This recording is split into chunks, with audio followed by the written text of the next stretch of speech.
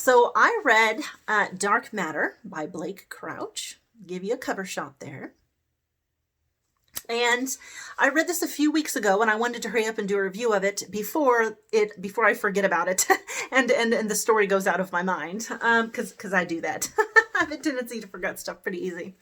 So this book is about a man who is kidnapped, and he's drugged, and when he wakes up, nothing in his world is the same. He had a wife and child, and they don't exist. He was a professor. Now all of a sudden he is not a professor. He is a scientist of some kind, which I won't go into in case you don't know anything about the book. I don't want to spoil anything. So, and he doesn't know what's going on. He just is, am I losing my mind? You know, is this really happening? What is going on here? So this is a story about him finding out what has happened, how he got here. Is he crazy? Is he not crazy? What's going on? And how he is going to fix this problem. So this book was extremely fast-paced. I mean, I flew through this book because the book itself literally forces you to read fast because you cannot put it down. It is just intense the whole way. You're just gripping the pages like this the entire time. I mean, it is a crazy ride. It is super intense, super fast. This is exactly the kind of story that they would make a movie out of. And for all I know, there might be a movie of this. I don't know, but it is a ride and a half. And I do highly recommend it. I gave this 5 stars on Goodreads. I loved it. I thought it was great. And it was well done. It was well written. It was well thought out. I really enjoyed this book. And in fact, I read it so fast and I was so immersed in all of the action that was happening that I didn't even take notes. I have 1 tab. You know, really, I would have more tabs, but I just couldn't be bothered to stop long enough to make notes when I had thoughts. You know, I didn't want to stop reading. I mean, it was just so intense. So yeah, it's extremely immersive. I do highly recommend this book. This author has several other books. He wrote like a Wayward Pines. I think it's called Wayward Pines, and I believe it's a trilogy. I actually have those books on my shelf. I can't remember if it's 3 or 4. I didn't take them down, but I do plan on reading those. And then he also wrote another book called Recursion, which my understanding is it is a similar type of book to this one. And I don't know anything else about it because I don't want to spoil myself. And I have that one on the way to me. So I can't wait to get my hands on that one. But yeah, this book has a little questionnaire in the back, like a little reader's guide for Dark Matter. And you know, some of these books do have like question and answers in the back. And so I thought it would be fun to go over that, mix it up a little bit. I really enjoy the little discussion guides in the back. So we're just going to go over that. The first question is for you. What was the biggest surprise as you followed Jason through the many twists laid out in Dark Matter? You know what? There actually are probably going to be spoilers in this. So if you have not read the book, turn the video off right now because I'm going to be spoiling the heck out of this. So yeah. Okay. Elevator music. That should give you enough time to get to the video and turn it off. On we go. Okay, for you, what was the biggest surprise as you follow Jason through the many twists laid out in Dark Matter? You know, I don't think there were really any surprises for me. It's still predictable. I mean, you can figure out pretty easily what's going to happen and what is happening. So yeah, I can't think of anything that was really a twist for me, you know. And number 2, what makes Jason 1 a standout among the others? I don't think Jason 1 necessarily was a standout. I think that Jason 1 was, sorry, I just wanted to readjust my camera there. I think that Jason 1 was the Jason we were following. I mean, there were clearly a whole bunch of other Jasons that were just as good as he was. But, you know, I do think that he actually might have been the Jason that was from that universe. I think he might have been the actual Jason from that universe. He was the only one who thought to grab his wife and kid and take off. You know, he was apparently, or at the very least, he was the first one to think of that. So I think he might have been the Jason who was indigenous to that universe. But no, I don't think that he necessarily stood out among the others. There were a lot of Jasons who went bad. But there were just as many Jasons, it seems, that were good. Because, you know, a whole bunch of them were there at the end and they all stood aside and let him go through because their concern was for the wife and child. So, Is our allegiance to him a matter of perspective? Yes, I do believe that our allegiance to him is a matter of perspective, because he is the Jason that we know. He is the Jason that we follow. And there clearly were other Jasons who were just as good as him. And we could have been following any one of them and been just as invested in them as we were in Jason 1. Okay, is our alliance to him a matter of perspective, or is there something, I should have read the rest of it, or is there something fundamental to him that is more deserving of Daniela and Charlie than the others? Right. I probably already answered this question. But no, I don't think he was more deserving of the good Jasons. Just as deserving, yeah. But like I said, I do have a strong feeling that he probably was the Jason that came from this particular universe. And I could be wrong, and who knows? It literally could have been any of the good Jasons. You know, we don't know, and we're not going to know, because he didn't include that answer here. We're just kind of left to make our own assumptions. So, when the novel switches to Daniela's point of view for the first time, were you surprised by the scene that takes place? Confused? What did you think was happening? No, I wasn't surprised or confused or anything. I mean, of course, you don't know going in if you're going to be following only one character's perspective or multiple characters' perspectives. So I was not surprised. No, I was not confused. I knew exactly what was happening. And yes, I think that what was happening was that the author was just illustrating the fact that she was noticing some differences. So even though she had not yet guessed that he was not her Jason, she was aware that he was different somehow. She just had no way of putting together the piece that was not her Jason. Like, how would she know that? You know. At its heart, Dark Matter is a love story, yet we see Daniela in many different worlds and in situations where she is not with Jason and happy. Do you think they are supposed to be together? Do you believe that they would have been just as happy pursuing their career-driven dreams? When you say supposed to be together, you're involving, fate and destiny and that sort of thing. I don't think that I really believe in a definite fate or destiny or preconceived or pre-planned. What am I trying to say here? A preconceived plan of exactly what's going to happen to you in your life. I do believe that whatever being human is supposed to be about, it is supposed to be about an exploration of our own souls. I truly, truly believe that. And we cannot explore our own souls if we are not free to make our own choices. And if you are born with one outcome and only one choice of outcome, then you have not been given a chance to make the decisions that we have the free will to make, or that we at least think we have the free will to make. So, how can you explore your soul and grow and gain any knowledge if you are not free to make your own choices? So, no, I don't think that they are supposed to be together. I think that they were happy together and they worked well together, and that it was absolutely one of the possible good outcomes for their lives. Do you believe they would have been just as happy pursuing their career-driven dreams? I think yes. Given the right choices that they make along the way, yes, I think they both would have been happy in their own careers. Jason might have been happy if he had the Jason who created the machine could have been happy if he had focused less on his drive and ambition and more on the reasons behind he wanted to create this machine, and took a more sort of spiritual route with his scientific explorations and creations.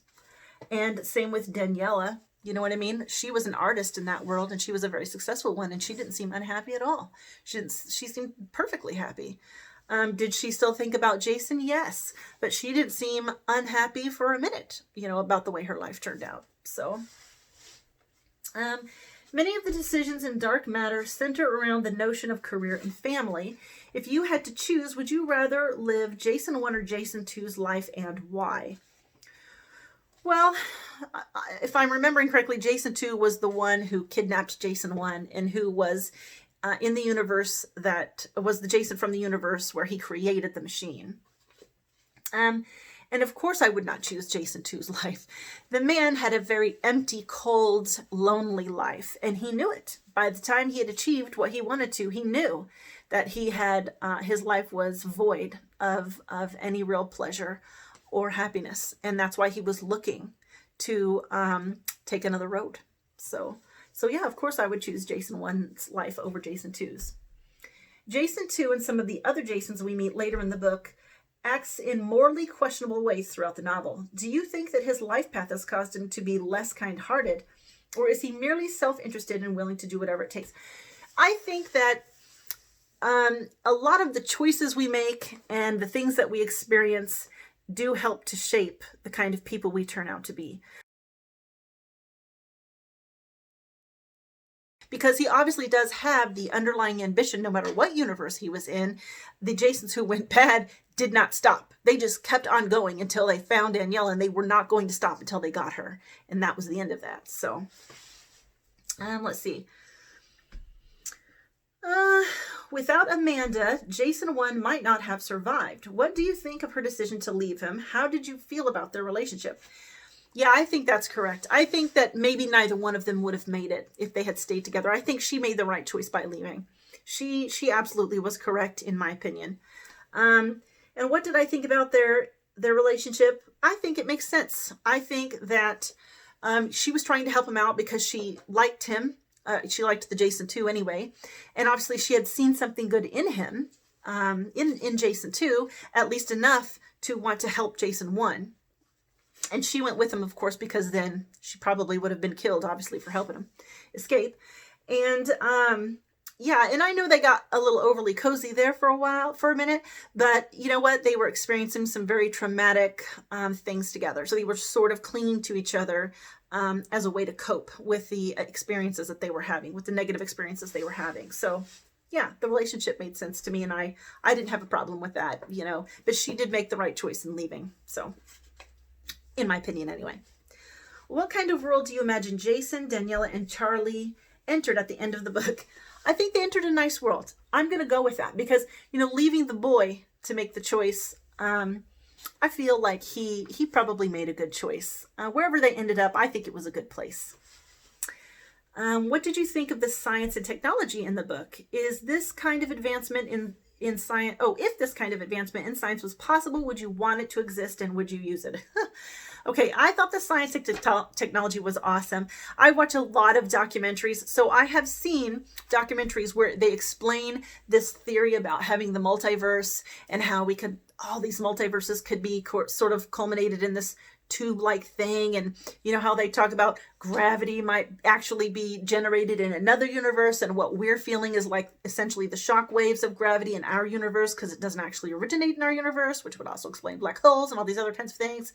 And so yeah, that was all a documentary about multiverse. Well, there was two of them that I watched about multiverses, the theory of multiverses.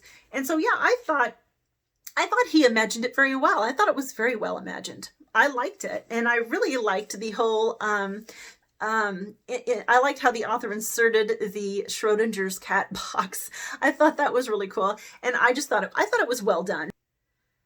If this kind of advancement in science was possible, would you want it to exist? No, I would not want that to exist. That is a disaster. Look what kind of a disaster happened here with Jason 1. And you know, if this was a real technology, exactly that kind of thing would happen. Exactly that kind of thing would happen. It would just be a mess, and it would just destroy the lives of so many different people in so many different universes. That would be terrible. No, I would not want that to exist. And if it did, I would absolutely not use it. Heck no, I would not use it.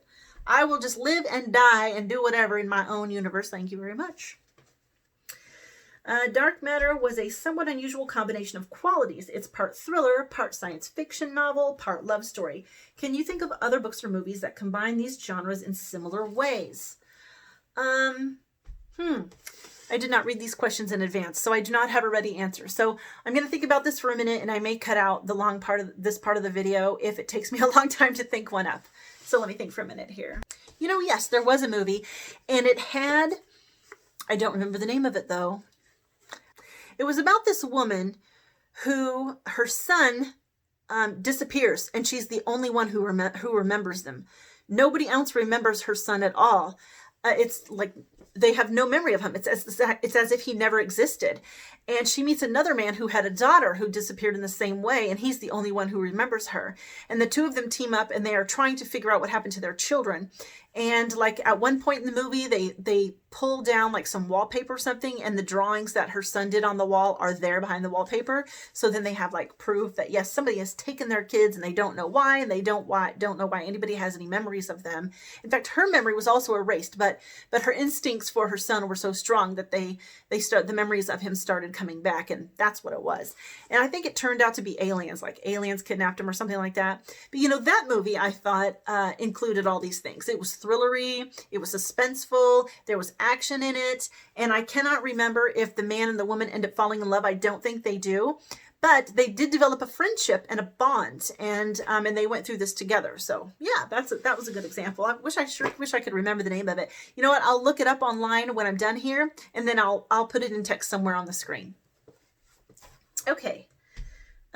What writing tricks and techniques does the author use to keep readers turning pages and make the book read quickly? See, he knew he was making this book a fast read. Did you find them effective? You know what? I read it too fast to break it down for its literary value. I really just burned this thing down. So I was not thinking about that at all. I was 100% focused on what was happening with the story. I was fully and completely immersed. So I don't know. I would have to reread it and read it slower and think about it while I'm reading it to decide that. But yes, they were clearly effective. What was your favorite element of the novel and your least favorite? My favorite element of the novel was the fast pacing. I do not normally go in for that, actually. I like a slower paced novel. I like character-driven novels. I don't usually like super actiony type stories. I mean, I don't dislike them, but not very often do I find one that I thought, oh, that was really good. You know, I usually go for the other types, so that I mentioned. So yeah, but I really liked that in this novel. I think that was my favorite thing about it, because it was just so easy to fall into. I mean, you just got so immersed so fast, and it is just intense and fast from beginning to end. There's no slowing down in between. I mean, it is a crazy ride. My least favorite thing. I didn't really have a least favorite thing. I actually didn't like the kid very much. I don't know why. I just felt like the kid, he needed to be in the story. He was an important piece of the story. But I didn't really like his dialogue or his interactions. I don't know. And like I said, I shouldn't say like I said. I am saying I didn't like them, but I didn't dislike them. I just didn't particularly like them, because when you compare the dialogue between every other character in the book and the scenes with Charlie, they just kind of pale in comparison.